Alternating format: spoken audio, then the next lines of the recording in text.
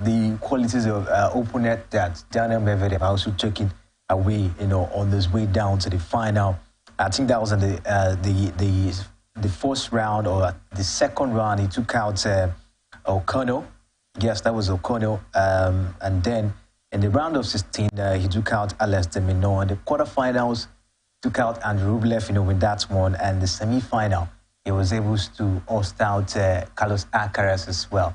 It seems as if it's been a little bit of a difficult road for I want to think that Medvedev had more difficult opponents when compared to Novak Djokovic. But then one thing that I think will speak for Novak Djokovic is the fact that he's gotten he's gotten enough gas in his system than Medvedev, and also the fact that it's a road he's been to in a very he's been through this part over more times, than Medvedev. But then, given the fact that Medvedev on his own, looking at, you just reeled out, some of the big names in tennis, those were the opponents that Medvedev, played against, he was able to beat, get into this finals. I think it's been a very tougher route, for Medvedev to get to the finals. I don't know, but I think, it's not going to be an easy one for either of the two players, both Medvedev and even Novak Djokovic. But I still do think that,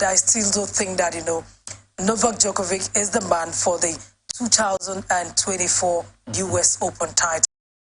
So, all right, let's see how it is. The final comes up my head, weekend. My mind and my soul are all with Novak Djokovic. It's going to be an interesting one, and we'll look forward to see who gets this one. Now, let's take a look at what both players, of course, stand to gain, at the moment. Daniel Medvedev has won just a Grand Slam, and that's the US Open, which he won against Djokovic in 2021. Djokovic has won 23 Grand Slam, for himself, and he's seriously looking for that record, to equal that record of Margaret Court at this point in time. Medvedev looking forward to add to his Grand Slam tally, making it to Djokovic looking forward to equal, Margaret Court's record. What do you think? Want it more at the well, it was good you brought me in. Now I had it in mind, but somehow while we were talking now, somehow I just lost contact with that. Well, whoever is hungrier gets to win the 2024 US Open. But I think, given the fact that Novak Djokovic had 23 Grand Slam and is going for his 24th Grand Slam, and for Medvedev, he's just looking for his second Grand Slam. But given the fact that Djokovic is the one who wants to break record, I think he's more hungrier, to breaking that record and then going past, going beyond that record. On the other hand, Medvedev ordinarily should be hungrier because he has just one Grand Slam. But then Djokovic, I think, is hungrier because everyone knows, he said it over and over, he likes to break that record. And I think he's hungry, and that's one thing that might work for him. He has his sight more on the trophy than Medvedev. When it comes to equaling record like this, we saw the likes of Serena Williams. She battled, it's very, very, on a very high note, and she couldn't equal the record of Margaret Court. This is Djokovic as well, trying to do that, probably surpass it as well in the future. Do you think, there might be a little bit of struggle in him? Well, there could be some level of pressure, but the way men, approach things, the way men handle things can be different from the way women handle things. I think for Serena Williams, she had so much pressure on her. She needed, to just equal that record. And that pressure was one of the things that eluded her. If you are so much under pressure, you make too many errors and mistakes. And I'm sure that was Serena Williams' case. But I think that of Novak Djokovic, because he's a man, the pressure is lighter on him. And there are ways, men are good managers of pressure. They can take things very light, but as women, we don't have the ability to manage pressure. I'm sure that was what eluded Serena Williams, from equaling that, a record. But for Novak Djokovic, yes, as a man, he's been able to, manage that pressure, and that has carried him to this level. So I think he will be able to manage the pressure, and then he'll probably, nick this one. Serena Williams, she couldn't manage the pressure, and that's why over and over, when she struggles, she doesn't even get to the semifinals. Sometimes she gets outside at the semifinals before the finals. If she had, in one of those occasions where she was really under pressure to equal that record, she had made it to the finals, she probably would have managed. But unfortunately for her, the pressure was too much, so she couldn't manage it. But Novak Djokovic, as a man, may have been able to manage it. And now that he's in the finals, I don't think any form of pressure will affect him. If it doesn't work out for him, I might just say that it wasn't meant for him, and that's why it didn't work out. He hasn't been under any form of pressure. He hasn't been making those kind of, errors and mistakes. So it tells you that he's been managing the pressure very well. Yeah. And I see him in equaling that record and even, going beyond that record. And apart from Djokovic, let's just take a look at his opponents. I think it's then time we're talking about young gents, Medvedev, Alex Zverev, Taylor Fritz, and all of that. And up to this moment, we've seen Alcaraz trying to differentiate himself from that category. Now, this is Medvedev also in the final of the US Open and trying to increase his Grand Slam tally. Do you see Medvedev trying to take advantage of this dominance we've seen in the US Open going forward? I didn't get your question very well. I mean, Medvedev, taking this advantage. He has tried now to get to the US Open final once again since 2021. Do you see Djokovic and Medvedev, putting up this dominance on a very, very long run? The truth about, the men's game is that, they've had, that consistency more than the women's game. Now, the likes of, Djokovic, have ruled the men's tennis for a very, very long time. And that's why, people had this, joy seeing a young man, Alcaraz, breaking into the scene and, of course, trying to ruffle shoulders with the supposed, big boys in tennis like Novak Djokovic. So if I see a certain Medvedev winning Novak Djokovic at the end of the day, I may not be so surprised because I haven't seen, how well, the big names, he has had more opponents than Novak Djokovic. But I don't want to believe that. I don't want to believe that, he could win. And I don't see him, taking any form of advantage. Okay. All right, so let's see how this one goes. But one thing still at stake, of course. That last question you threw to me was tricky. It was trying to make me believe that, Medvedev might be the one to win Novak Djokovic, but I had to come back to myself to make you understand that I still stand with Novak Djokovic. Like I said, my head, my soul, my entire body is with Novak Djokovic. All right, one thing still at stake as well for Djokovic. Don't forget, Alcaraz, of course, has been hosted out in the semi-final of the competition by Medvedev, and Djokovic is in the final. He wins this one, and then he becomes the world #1 once again. Yeah, but we definitely, before even, the kickoff of the US Open, there was also this report and looking at the point difference between Alcaraz and Novak Djokovic, it was clear that it doesn't matter what, Alcaraz plays in the first round of the US Open. Different. Yes, that he was definitely going to overthrow him. But I was surprised that even when the latest, ranking were released, I mean, he was still ahead of him. So right now, the fact that Alcaraz has been relegated from the semi-finals, it's very obvious, very certain that it is Djokovic that will come back to take the #1 position. And we have to give credit to Novak Djokovic. He's done really well. I can't remember any tennis players that have spent, a male tennis player that has spent the number of days he has been on the world #1 ranking. Look at this year. He was there. Alcaraz took over. He came back, took over, and then, Alcaraz came back, and now he's back. And now that he's back, it's really going to be difficult for anyone to come back. Yes, I think he will be there till the end of this year. Okay, all right. So let's see how it sees. It's all about the US Open. I tell you, the final is going to be very much, interesting to watch as we're talking about the final between Novak Djokovic and Daniel Medvedev. Should we, of course, expect an upset in this one? Or maybe Djokovic, of course, will just, continue his dominance in this particular one. It's been an interesting US Open tournament, and we're looking forward to see an interesting final, especially, in the male category. Take a short break now, and when we come back from this break, I'll dive straight into the beautiful world of football. Please stay with us.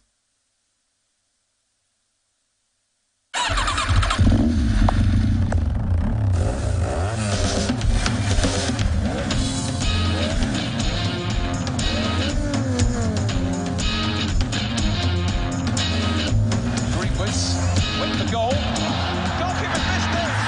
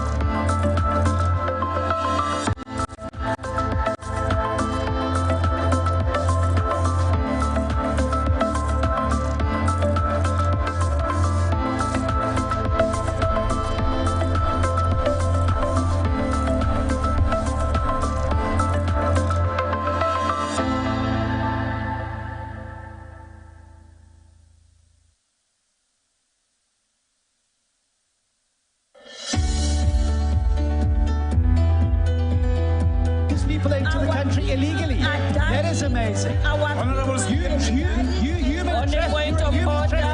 Honourable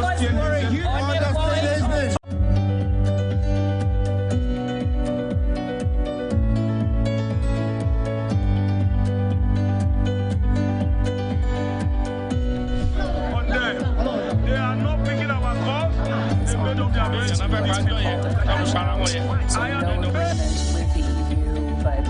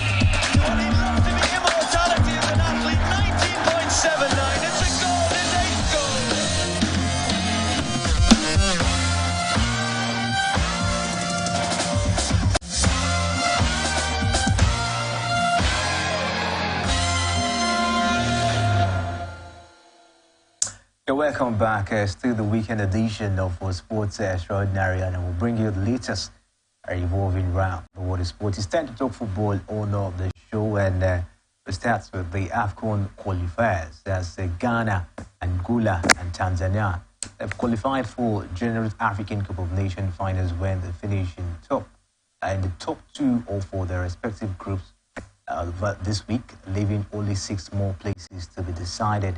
And the next days for the 2014 tournament in Ivory Coast. Ghana and Angola finished 1-2 in Group E, while Tanzania forced an unlikely goalless draw away in Algeria to also go through.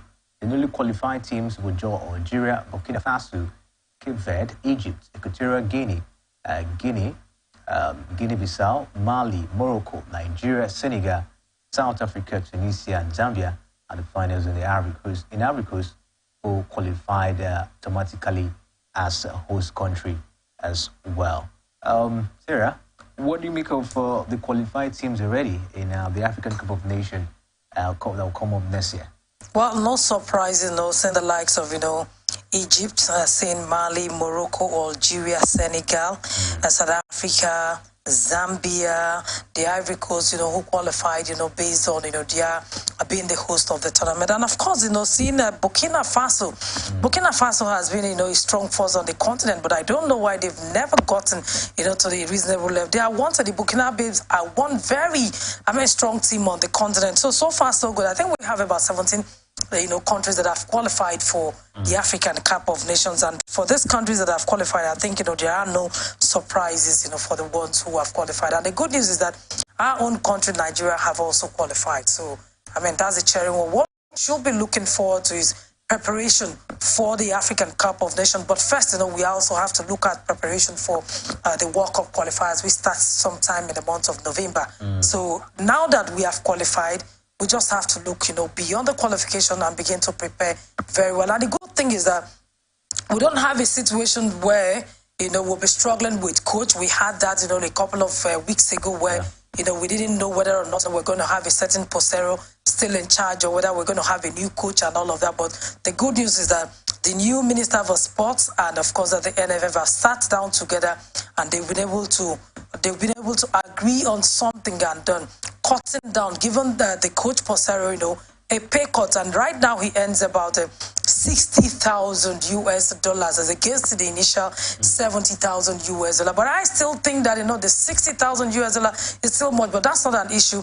Where I think, we probably would have had an issue is looking at, the time frame between now and when the African Cup of Nations will start. We don't have to be doing anything about, changing, coaches and all of that. So now we have that consistency. We have some level of stability. So let's just look forward to the World Cup qualifiers and then the African Cup of Nations proper. Interesting one. You talk about preparation. I think that is what the Super Eagles should do. At the moment. The last AFCON, that was in Cameroon, we finished at the round of 16. We also that was in the round of 16, in that particular one. And this time around, Yesu Pesero is in charge. You just talked about, his contract renewal of the Nigerian Football Federation. Now, taking a look at the qualified teams and the ones that will qualify as well, do you see the Super Eagles of Nigeria, putting up a strong challenge in this AFCON? It's difficult to say because if you have to take your mind back to the last African Cup of Nations in Cameroon, that's where we felt that we had a good team, a team that could have gone all the way to even winning the African Cup of Nations. Given the arrays of, players, stars we had in our team and the way we prosecuted the games at the group stages, you saw how well we did at the African Cup in Cameroon. So that was a situation, that was when one would have felt that we had a team that will go all the way to winning the African Cup of Nations. But then we also know, the troubles that greeted the team, prelude to the African Cup of Nations, the sacking of the coach of the side, Genotro, and then bringing in Austin Eguavon and all of that. And we saw some of, the tactical blunder that were made in the round of 16 where we were ousted. At that particular African Cup of Nations, I felt we had all it takes. We had a team that could go all the way to win to the finals or probably even to win the African Cup of Nations. But right now, it is difficult for me to say whether or not, we can even get to the semi-finals, which is a target given to Jose Pesero. If you ask me, true fast to be told, I need to tell you the way I feel. I have been an advocate of why I have been one who feels that we don't have a good local coach at the moment, that I felt that we needed a foreign coach, but not a foreign coach in the mold of Jose Pesero. If you look at, the way Jose Pesero has gone about, business with the Super Eagles, we haven't done pretty well. But the good news about all of this is the fact that, okay, look at the time frame between when, we're going to be having the African Cup of Nations. He wasn't disengaged. He's still with the team.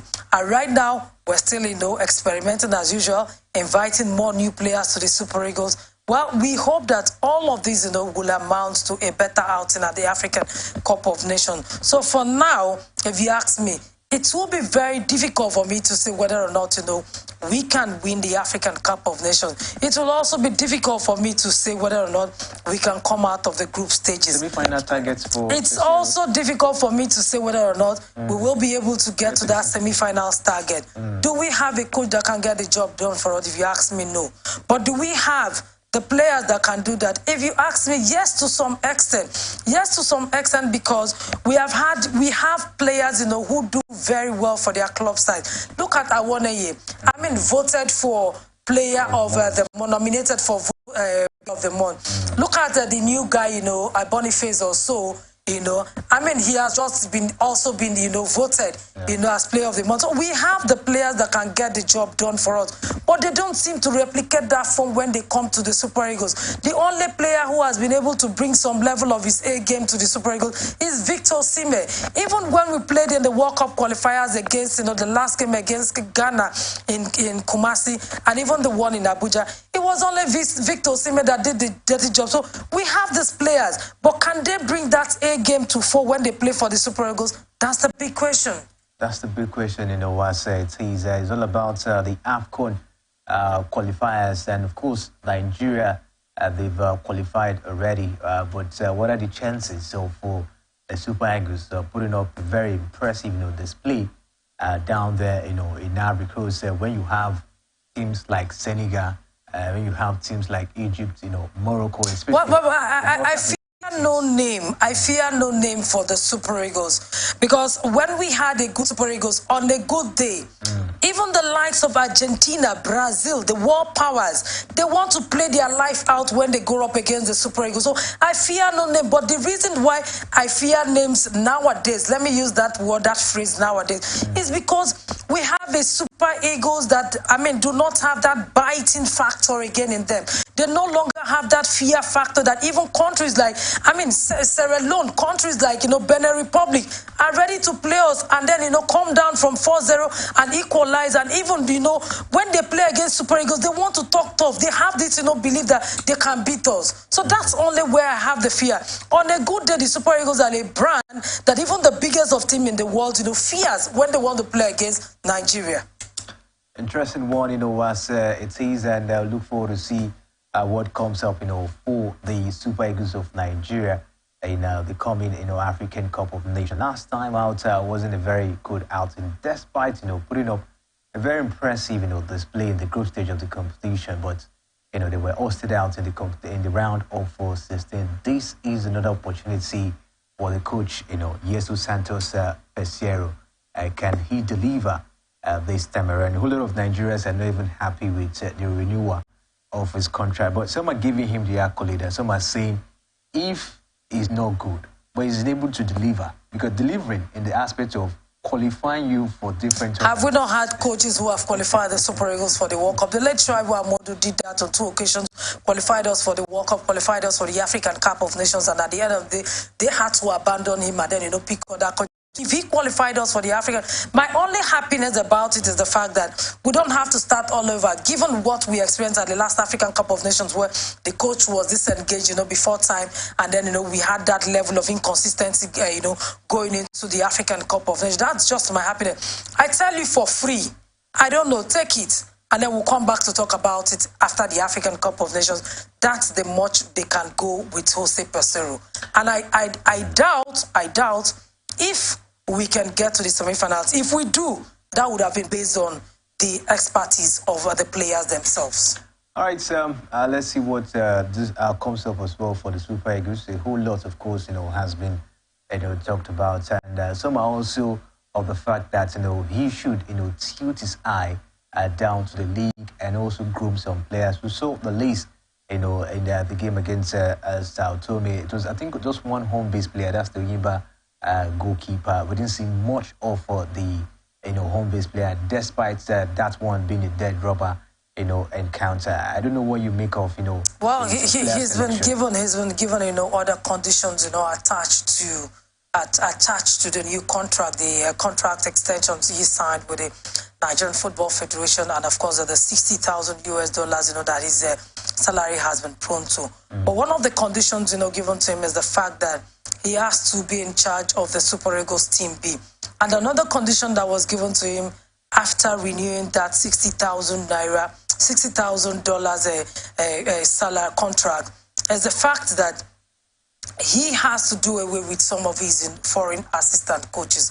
So I'm sure the fact that he has come to terms with all of those contractual terms, I think that he will be... I felt before the selection of the players, I felt that he was going to look at the way of the local team. But then, unfortunately, you don't have to blame him. If we had a strong Super Eagles Team B, I just feel that ordinarily there wouldn't have been need, inviting foreign-based players for a dead rubber tie, where I know that if we had a solid team, there wouldn't have been need. We would have just used the Super Eagles Team B to prosecute, that match. But then, that's what it is. And unfortunately, he hasn't been able to look at the way of the domestic league, and of course you don't have to play. You can cut him some slacks for that. He has just been told that he's in charge of the Super Eagles Team B, and of course that tells that he will definitely look at the way of the domestic league. But unfortunately, the domestic league itself is yet to kick off. All right, but let's stay away from the AFCON qualifiers. It was really an interesting result, especially the game against Tanzania and Algeria.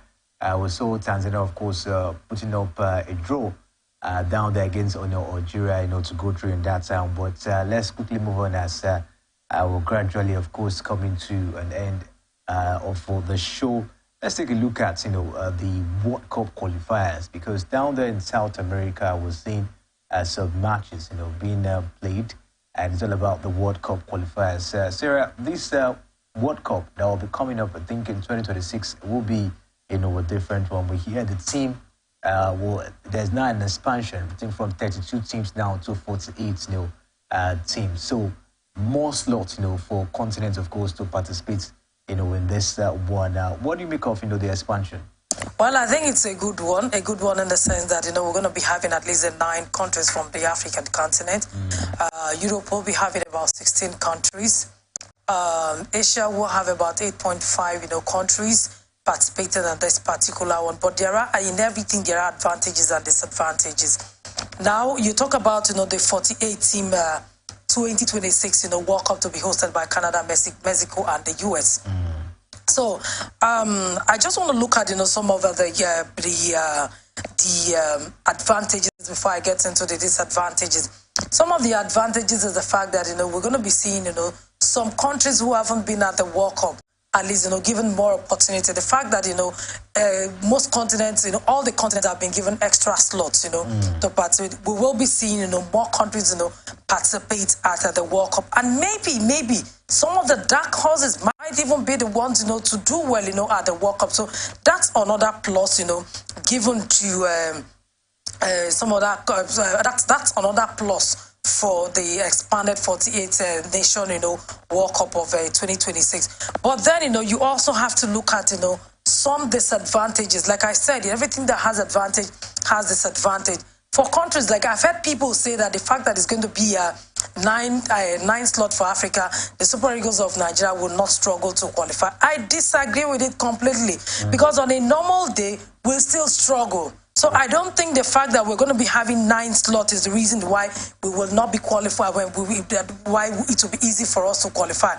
But then another advantage will be the fact that this time around, you may have 2 countries co-hosting. It's not going to be one country again because the number of countries, you know, the number of, you know, countries that participate at the World Cup has now increased. So it now becomes, you know, difficult for one particular country to host. So it gives opportunity for 2 countries, you know, to come together and then co-host. And another thing about, you know, the 48 team in the World Cup is the fact that in every group match now, countries are going to be playing just 2 matches before they qualify to the next one. So there are a whole lot of things, you know, to look out in the 48th expanded African Cup of Nations.